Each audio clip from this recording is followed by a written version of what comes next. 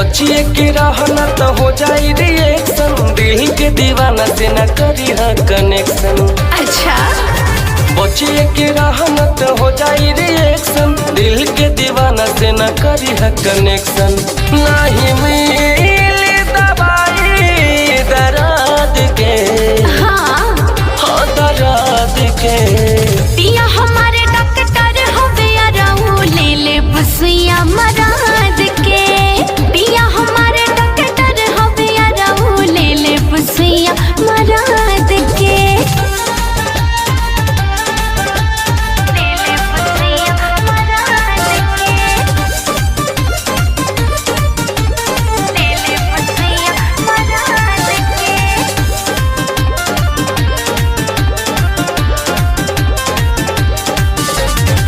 बारू महीने अभी बढ़ जाए खतरा, खोल के देखा वजन भर से पतरा। ता तोहार काहे छाती फाटता? चली ना बहाना तोहरा गाली ना बाल हो, मिली ना छुए खातिर जे कहन गाल हो। भच भच बोला जानिए हो किरकिरी, कही दिन माने देखा सटिए के भीरी। अरे जा नहीं पड़ी जरूरत हरात के, हाँ हरात के। पिया हमारे डॉक्टर होवे याराऊ ले ले बसिया मराद के।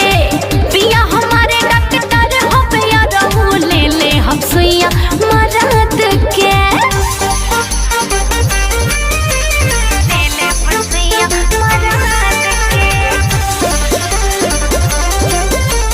ले ले बसिया मराद के। खाए वाला चीज के तू करा जानी माना, तनिका झलक खाती मारा ताजा माना। त जाएगा तू मत टेंशन ला।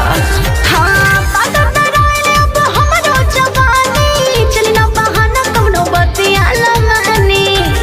तब काहे चरा तारू शहरी में छूटा, अमर विदेशी सोनू गाड़ी दी है खूटा। ले ला जा तू गार में सराद के, हाँ सराद के।